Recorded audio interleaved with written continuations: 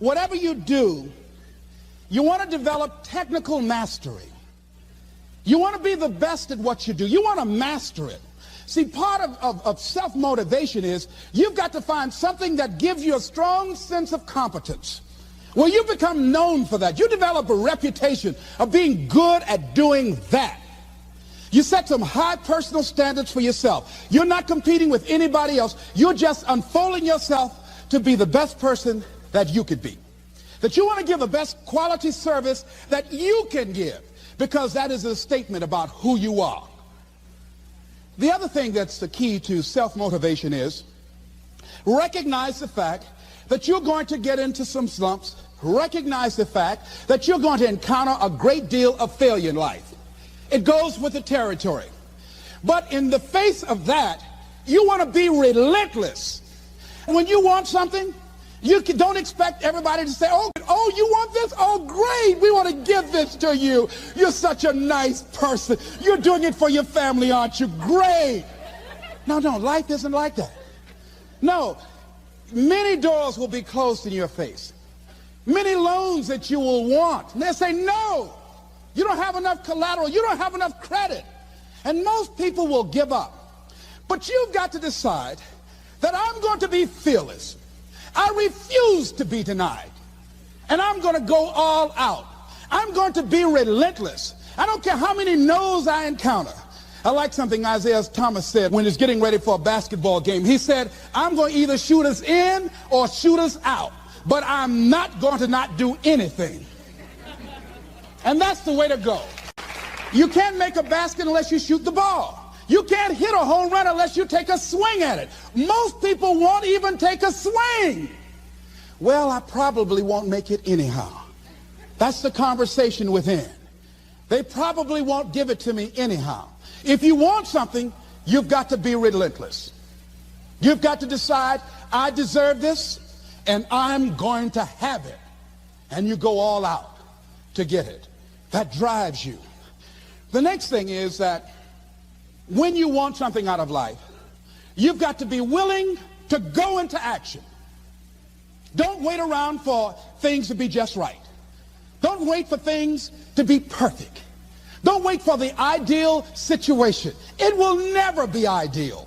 There will always be a reason. Well, as soon as the children grow up, or as soon as I pay my bills, or as soon as I get my divorce, as soon as I get enough money together. A lot of people never take a chance in life. They don't want to take any chances. They want the situation to be ideal. See, that's not walking by faith. That's walking by sight. If I can see it, I'll do it. No. That's a lot of people saying, if I can see it, I'll believe it. No. If you believe it, you can see it. And don't be disturbed because no one else can see it. That's not unusual. That is ordinary. But because you want some different kind of results in your life, you've got to be willing to be unreasonable. If you want unreasonable results in your life, you've got to be willing to be unreasonable. Part of being unreasonable, you don't judge according to appearances. Part of being unreasonable, you can see it because you believe it. That's part of being unreasonable. Part of being unreasonable, you're like Paul who said, you must have the faith to call forth those things that be not as though they were. That's part of being unreasonable. Most people won't do that. Most people say, call me when you get it together. The other thing is that one of the keys to self-motivation that empowers you is that you want to find a cause larger than yourself. Find something that you can contribute to. Find something that you can make a difference because you can. Part of what feeds your larger vision, part of what gives you a reason for being, part of what gives you your life is being able to give something back. Say, I can't afford to give anything. You can't afford not to give. Give your time. Give your talent. If it's nothing just to go over there and lick envelopes. I don't know exactly what I'm going to do, but I'm going over there. It's part of my tithing in the universe. Once you develop that special sense of mission, and that's what you develop when you're part of a larger cause than yourself, it drives you. You don't need an alarm clock to get up in the morning. You have special power. You'll go places and folk will like to be around you. They will know there's something different about you. See, no one would go get on an airplane if you thought your chances of getting there to your destination were as good as your luck. And I say the reason that you will reach your destination more times than your luggage will is because the airline, and I'm glad that they do, has made it a priority to move the human beings from one point to the other safely. So I'm not really upset when my luggage doesn't show up. I'm glad they delivered me, because they've made me a priority. See, they have made delivering you to your destination important. So if you want to honor your commitment, whatever you decide that you're going to do, make sure you make it important. Make sure it is priority. Keep it before you. The other thing is, whatever that you want to do, whatever you want to begin to create and beginning to manifest your greatness and strengthening your level of commitment, and it's really exercising your will. Find something that you want to do on your goal, one action step, but make sure it stretches you, that it challenges you, but it's doable, that you can do it. This year I decided that I was going to exercise. So I started out doing just 10 setups and 10 push-ups. I know I can do that and not get upset about it. I can do that without thinking. So I started out small. Now I'm up to 50, but if I try to do 50 starting out, I wouldn't still be doing it. So I started doing it in manageable segments. Do that, and that strengthens your will. So my commitment now is strengthened and fortified by the activity of actually doing it. So now I can expand and build from there. When I decided to begin to manage my money differently, and I started saving 5% of my money, then I increased it to 10%. Then to 15%. So now I have disciplined myself to live off 75% of my income. I took discipline to do that, but I started watching how I was spending my money. I started keeping a log and following myself. So you want to begin to find something that is manageable, that you know that you can do. The next thing in beginning to keep your commitments to yourself, have some friends that will hold you accountable, that won't let you off the hook, that won't tolerate anything less than the best from you. People that will support you in this new way of being, in this new state of consciousness. The other thing is that important is have a contingency plan. See, many times when you make a commitment to do something, there are some other variables that will happen that you can't control or you perhaps did not think about. So you want to have some other plans going on. You want to become creative. See, most people don't keep their commitments because when something goes wrong, they just stop. They don't have a contingency plan. So they don't know what to do next. Start being creative. If you challenge yourself, many times we say, I don't know what to do. And I always ask myself, but if you did know what to do, Les, what will it be? That activates another part of my mind. I start thinking about the possibilities and just experimenting. But many of us just stop dead in our tracks. I don't know what to do. You do know what to do. You've got genius in you. Challenge yourself. Push yourself. Make yourself come up with something. Use your imagination.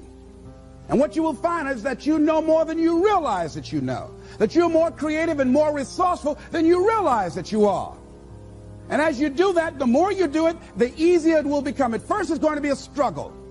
And after you get into a certain level of consciousness, you will ask yourself, how is it that I didn't see this before?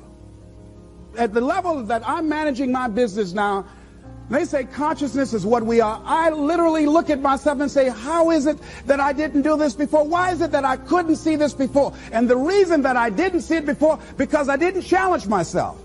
I didn't put myself out here. See, the reason that most of us go through life never discovering our true greatness, literally walking, breathing corpses, the uncommitted life isn't worth living. Why? Because it doesn't produce anything. See, you only make things happen. Your life only counts. You only make a difference when you are committed. When you make a commitment with your life. That's the people that make a commitment with their lives. The people that make a commitment to their customers. The people that make a commitment to their families, to their relationships, are the people that make the greatest impact in life.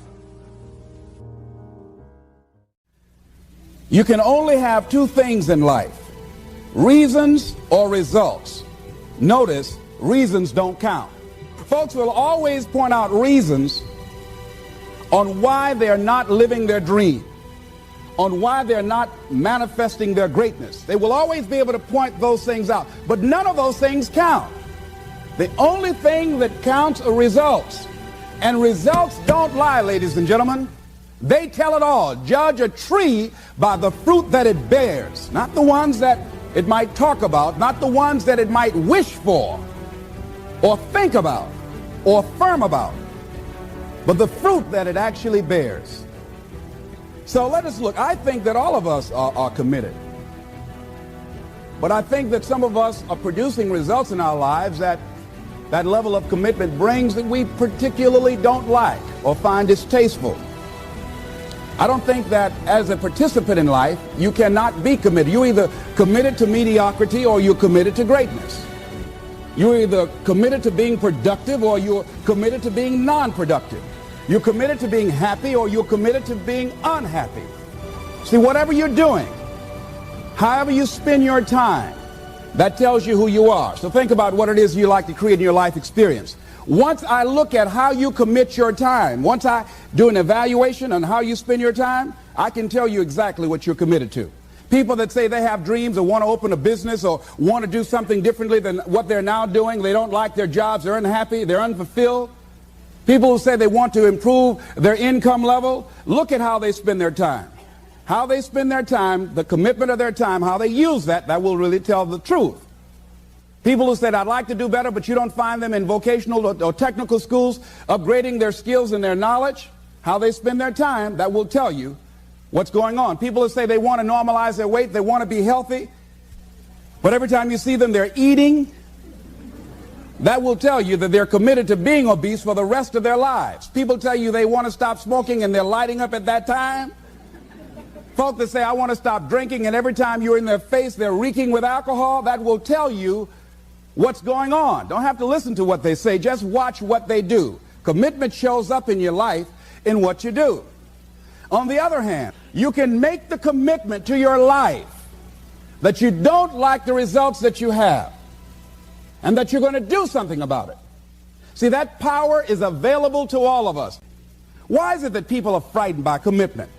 Because when you say the word commitment, that intimidates a lot of people. Why? Because it means you have to deliver. See, most people, you ask them, hey, look here, I'd like for you to do this. And they'll say, I'll try.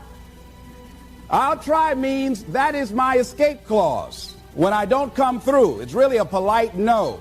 I don't have the courage to tell you no, so I'll tell you I'll try. So most people like to use that language. They don't want to commit themselves because commitment means, among many things, no excuse is acceptable. That's what it means. No excuse. That if you decided that you're going to do this, if it becomes hard, then do it hard. If it's difficult, so what? If it's inconvenient, so what? See, a lot of people made a commitment to come here tonight, but they looked outside and said, it's raining.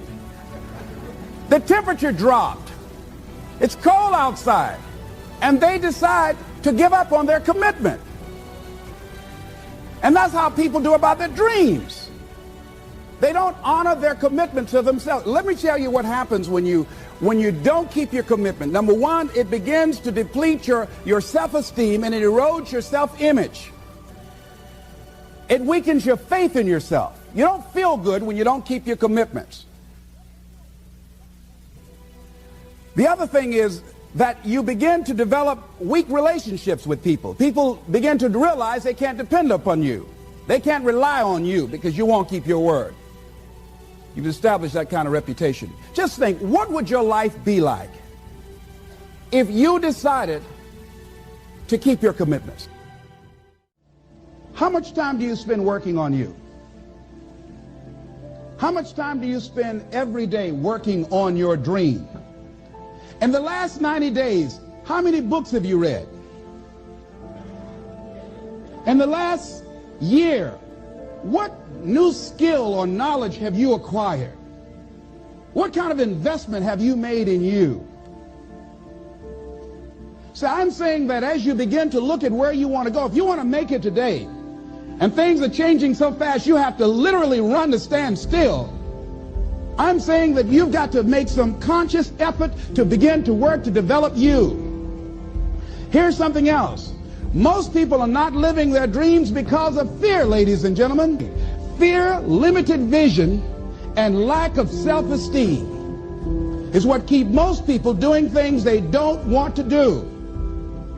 The same reason that people stay in relationships where they're abused or they're unhappy or it's unfulfilling, they can't see themselves beyond that relationship. They can't see themselves enjoying life without that person. They think that this is all that they can do. The same reason that people get stuck at a certain level in life. They can't see things being better for them. And they think that this is it and this is all they deserve. This is all they've ever seen. It's been passed on to them.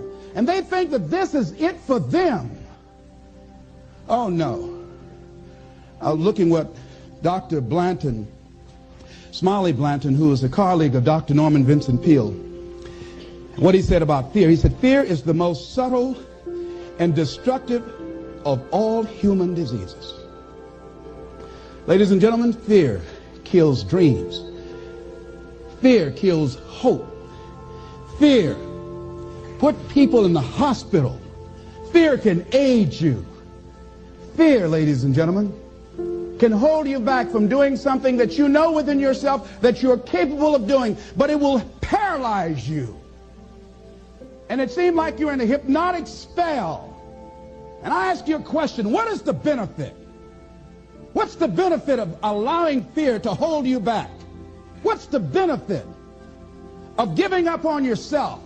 Of not stepping out on life and taking life on? What is the benefit for you? What's the plus in that? It's one of the things I had to ask myself. So I didn't want to make any mistakes. I wanted everybody to like me. I wanted to be perfect the first time I did something. It's not going to happen. You're going to make some mistakes. You're going to hurt some folks' feelings. You're going to create some enemies whenever you decide that you want to begin to take life on. You've got to ask yourself, how long am I going to allow this to hold me back? I like what Zig Ziglar says. He said, fear is false evidence appearing real. That is an illusion that we create in our mind. It is a state of mind that can be changed. So let's look at how we can begin to take some steps to restructure that fear, to begin to expand our visions of ourselves, to begin to increase our self-esteem. Webster said that self-esteem means confidence and satisfaction in oneself. Look at your life right now. Whatever you've done up to this point in time, your life is working. Whatever you have produced, it came out of you as a result of the kind of person that you have become. It's a result of your choices. It's a result of your consciousness. Now you have to ask yourself, are you satisfied with what you have produced? Is this what you want? Would you like for things to be better than this? Do you believe that you deserve better than this? Or are you content? This is it. You don't have to do anything else. That you've already raised yourself in life and say, well, I'm happy. I'm not starving like the people in Calcutta. Are you allowing yourself to get off the hook like that? Or do you believe somewhere in the back of your mind or in your heart that there's some other great work for you to do? There's something else that life has for you. And that's why you're here. How do we handle this fear factor? How do we increase our self-esteem? You have to begin to fortify yourself. How do we do that? I believe that you have to begin to consciously monitor your inner conversation and start talking to yourself. Start building yourself up. Sometimes the only good things you will hear about you are the things that you say to you. So I'm saying learn to be your own booster. Start building yourself up. Start encouraging you. Start saying, I can do this. I can make this happen. When I started thinking about becoming a speaker, I said, yes, I can do this. I can make this happen. When I start trying to convince myself I can be a businessman after flopping and failing and losing thousands of dollars and feeling stupid and dumb and having people take advantage of me because of what I didn't know, I had to talk to myself because people were saying to me that I was dumb. And somewhere in the back of my mind, I was saying, you're right. Look at what I've done. I had to say, no, Les. Hey, come on, man. Get yourself together. You can handle this. You just haven't figured it out yet. It's all right. This is your training period. This is the tuition you have to pay for what you don't know. You can do this. Other people have done it. It doesn't take an Einstein. Get you some people that can teach you some stuff that you don't know. Get you some people that have done it successfully and learn from them. Take some seminars, workshops, read some books on how to manage a business. Change the way you see yourself and begin to tend to the personal details. Understand that nobody's going to take care of your business better than you. And when I start changing that kind of mindset of beating myself up because of my mistakes and start looking at the possibility of my doing better, of my making the adjustment that would enable me to do what I want to do successfully, things begin to change. And I say, stop beating up on yourself. You do it. I know you do it. I've done it. It's a natural inclination for us to put ourselves down. See, we are born negative, I think, in a negative consciousness because we live in a negative world. Here's some other things, ladies and gentlemen. Begin to guard your mind against negative programming, like turn off the television. Don't watch the news. So you've got to guard the kinds of things that you put in your mind. See, if you don't program your mind will be programmed, because human beings are goal-oriented. That's why we die of broken hearts early. That's why we're running through life to early grades. We're going through life, ladies and gentlemen, and I think that Henry David Thoreau said that most men live in quiet desperation. Most of us go through life running scared. So we created this in our minds, false evidence appearing real. We made it real in our minds. That's why Churchill said there's nothing to fear but fear itself. That's the destructive monster. So turn off things that can contribute to your fear. Turn a deaf ear to people that all they can do is talk about how negative things are because they have bought into the consciousness of the world.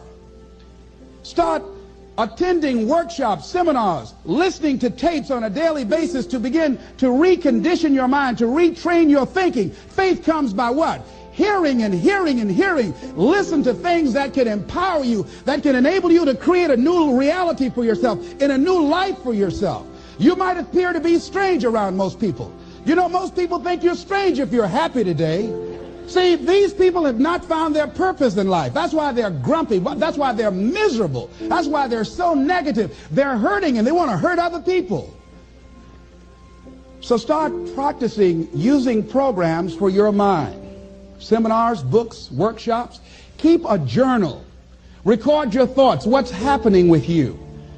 Every day when you get up, have a journal near you. See, ladies and gentlemen, we get 3 to 4 thoughts a year that if we would act on those thoughts, they could change our life. What idea are you sitting on? Write your ideas down. And then, once you get that idea, take the leap. Take the leap. See, it's out here in the universe. If you don't take the plunge, I guarantee you, somebody else will. Most of us go through life like that.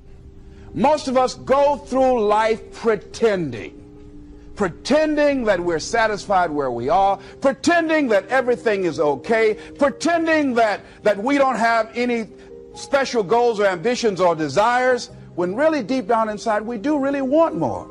But if you look at our behavior, if you judge based upon what we do, that really will tell you some true stories about people, because you have to judge a tree by the fruit it bears, not the fruit that it talks about. See, a lot of people pretend that they want more out of life, but all you have to do is watch their actions. People tell you, oh yeah, one day I want to have a restaurant. See, they're pretending they want to go into business for themselves. They're not serious. How can you tell, Les? Watch their actions. Watch what they're doing.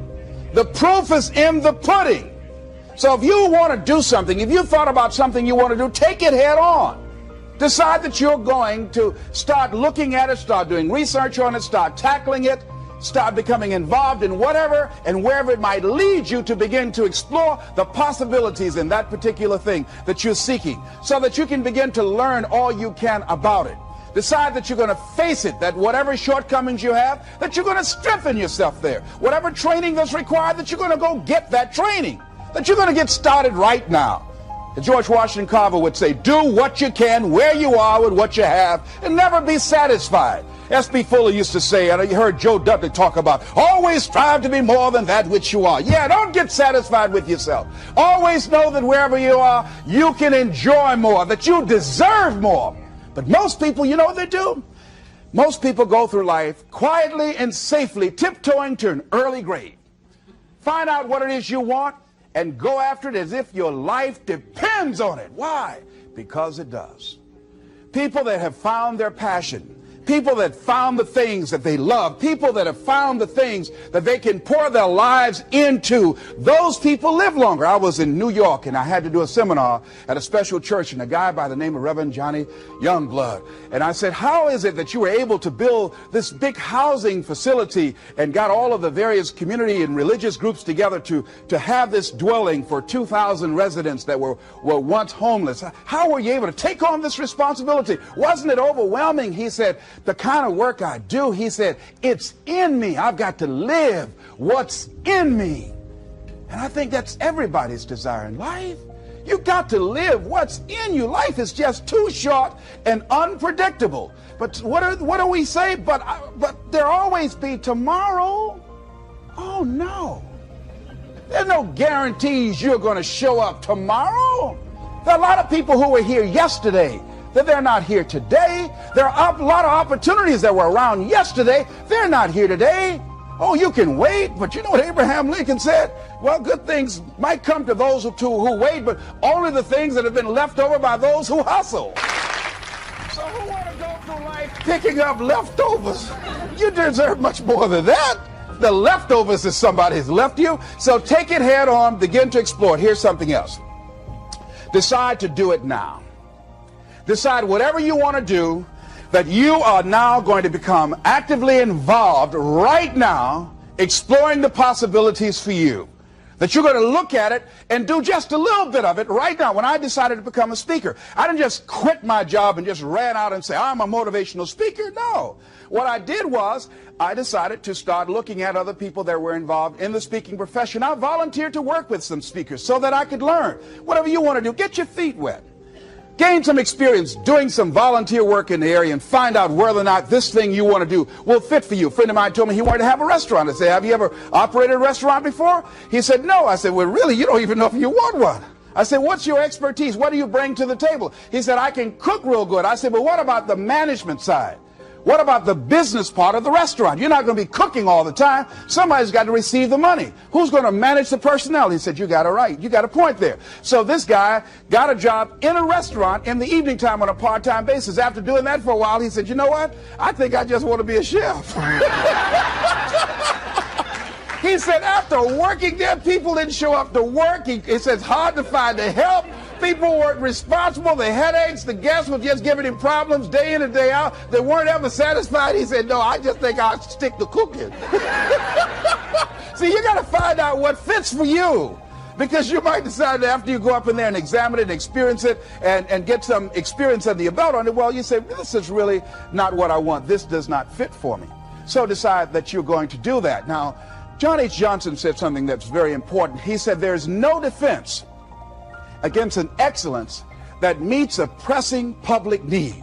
See, whatever you decide to do, look at it and find out what is it that I have that I could bring to the table that can begin to enable me to ensure that I could be successful in this. Where is the opening for you? There's room for you out here in the arena called life. There's room for you to come out and live your dream. Don't allow but to keep you in the corner, keep you up in the bleachers, looking at life, being a spectator, not being a participant, making a difference in life.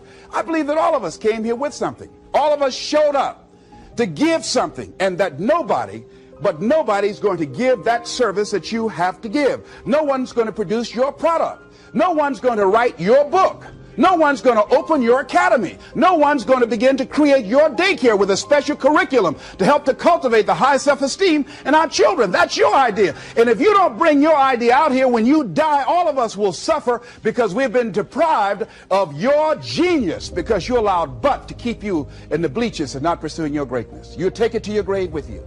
And that's what most people do. I think that's why the guy said that many people die at age 21 and don't get buried until they're 65. You got to have energy, ladies and gentlemen. You got to have life. If you're excited about what you're doing, even in the area of selling, you know people don't buy because of logical reasoning. People buy because of your way of feeling. People don't like to be around dead people. No, let the dead bury the dead. No, keep them away from you before they grab you and want to hold on to you or something. So the fact that whatever you do, you want to be excited about it. You want to have the kind of excitement that is so contagious that people want to be around you. Because whatever you're doing, whatever you talk to people about, this particular idea that you have, they're looking at you and they want to know, do you believe it? And are you the kind of person they want to be in business with? And if you're not positive, if you're not energetic, if you're not fired up about it, how can you expect anybody else to be fired up about your idea? Am I right? All right, repeat after me, please. I'm going to be fired up about my dream. I'm going to go at it with everything I got. Shake somebody's hand on your right and left and say, you got what it takes. There are a lot of people who say, but I tried once or twice and it didn't work out. And so they use that as an excuse not to ever come out again. Guy said, if at first you don't succeed, you're running about average. So if you have come out here with an idea and it didn't work out 2 or 3 times, well, that's all right. You're running about average. You know, I heard something, a jarring question. It says, why is it that people prefer known hells to unknown heavens? You know why? Because it's comfortable, ladies and gentlemen. I remember I was in a service once, and I heard Dr. Johnny Coleman give this example. She talked about a man who had been captured behind the enemy lines in a war and was sentenced to be killed or another option. The captain said to the guy, listen, he said, tomorrow morning at 6 o'clock, you can face the firing squad, or you can go out this door over here. And the guy said, what's out the door?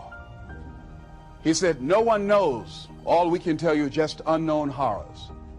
He thought, and the next morning he selected the firing squad. After the shots rang out, the captain's secretary said, what's beyond that door? And he said, freedom. But very few people would select to do it because it's unknown. See, a lot of people never live their dreams. A lot of people never do the things they want to do. A lot of people stay on jobs where they're miserable. I read an article called, Is Your Job Making You Sick? A lot of people, some of y'all know about that already here. So go on and say amen, it's all right. That one lady told me, she said, when I used to go to work, she said, when I stepped in the door, it felt like a refrigerator dropped on my shoulders. How many of y'all understand that kind of feeling? They were miserable, just hated to go after 60 minutes on Sunday afternoon. Or come Monday morning, my head used to throb. I just couldn't take it. Didn't want to go sometimes just for the heck of it. I just drive on by. I used to hate to go to work. Many of us choose an active living death. Many of us are walking dead. The walking dead. That we're not doing what we want to do. Many of us stay in relationships where we're dying together rather than growing and expanding and living together. We're miserable, but because we don't have the courage to see ourselves beyond that relationship that has turned toxic. I'll never forget Mr. Washington said, Mr. Brown, yes, sir. What do you want to do with your life, young man? I said, sir, I want to be a disc jockey. He said, Mr. Brown? I said, yes, sir. He said, you got to be hungry. I said, what do you mean by that? He said, people that are hungry are willing to do the things today others won't do in order to have the things tomorrow others won't have. People that are hungry are willing to invest in themselves. People that are hungry will go to seminars and workshops. People that are hungry are always searching, always seeking higher ground. So how do you want to make it? I said, I want to be a disc jockey. He says, good. Here's what to do. He said, I want you to read 10 to 15 pages of something positive every day. He said, you don't get in life what you want, you get in life what you are. you must program yourself to success. He said, I want you to listen to Earl Nightingale and Zig Ziglar. Listen, faith comes by hearing and hearing and hearing. He said, I want you to change your relationships. And I don't want you to ever lose your hunger. I said, what do you mean by that? He said, people that are hungry are unstoppable. People that are hungry are no matter what people. They make it happen no matter what. He said, I want you to listen to Paul Harvey. Who is he? He's the world's greatest communicator. Success leaves clues, young man. Always listen and follow people who are doing what it is you want to do at the level you want to do it, and learn from them. I told T. Hobb when we were standing by the stage, I said, hey man, I want to work more with you. I want you to coach me. I want to learn from you. See, I found you're never too old to learn and you're never too young to teach. Always have a thirst for learning. So I listened to Paul Harvey every day on the radio. While in school, I would go out and listen in his car. He gave me his keys. I was working to develop myself. And I continued to listen to motivational messages, and he would take me to see the late Dr. Norman Vincent Peale, who wrote the book, The Power of Positive Thinking. I toured with him before he passed. You have something special. You have greatness within you. Don't allow your circumstances to determine who you are. Don't allow your negative thoughts to hold you back. You have something special. You can do more than you can ever begin to imagine. Dr. Peale was an incredible man. I admired him. When he spoke, he gave me goosebumps. I can feel him in my heart. And I never forget, we were coming back to the school, and Mr. Washington said, Mr. Brown, yes, sir. When Dr. Peale spoke, you didn't move. When he spoke, you were hanging on every word. When he spoke, we didn't have to tell you to sit down and be quiet. Why? I said, sir, I could feel him when he talked. I felt like he was talking to me, sir. He said, he was. I said, but he doesn't know me, but he was speaking to you. Did you feel him in your heart? I said, yes, sir. He said, most people feel him in their head. If you felt him in your heart, he said, listen to him, son. Follow him, learn from him. And I would go to seminars and workshops. Anywhere I would find where Dr. Peale was, I would be in the audience. I would drive 200 and 300 miles just to hear him speak. And my dream and vision was to share the stage with him. I thought about it. What is your goal? What is your vision? I want you to hold it in mind. There's some power in that. Because when I became involved in speaking, I never forget, I got a call from Og Mandino, who wrote the book, The Greatest Salesman in the World. He said, Les, I'm stuck in Philadelphia. I need to be in Kankakee. Dr. Norman Vincent Peale is appearing. I can't make it. I heard you're in Chicago. I said, yes, I am. Can you go and open for me? I said, yes, man. Oh, my God. Dr. Peale, I said, yes, I'd love to do it. And I went there and I came. I said, hi, I'm Les Brown. He said, you're not the band of renown? I said, no, I'm Mrs. Mamie Brown's baby boy. I'm here to speak. He said, come backstage. And his wife, Martha, was there. And she said, Papa, Les Brown is here, the speaker. And he said, Les Brown, shoot for the moon. Because even if you miss your land among the stars. I said, sir, that's my quote. I wrote you when I was in the 11th grade. I was a part of a special education class project. That's my quote. He said, I know. I end all my speeches with that.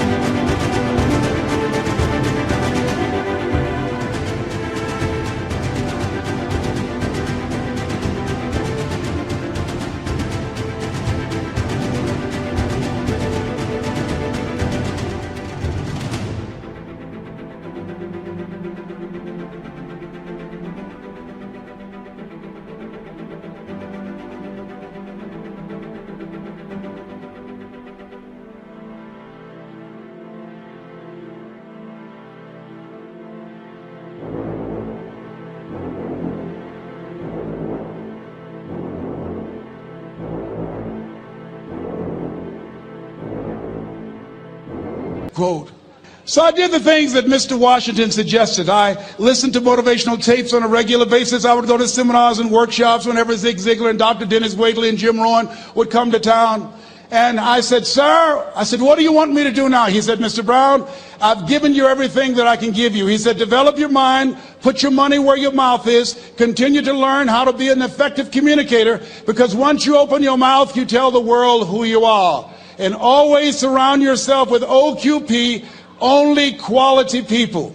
So I went to apply for a job on Miami Beach. WMBM radio station. Milton Butterball Smith was the program director. Hello, Mr. Butterball. How are you, sir? My name is Les Brown, sir. I'd like to be a disc jockey.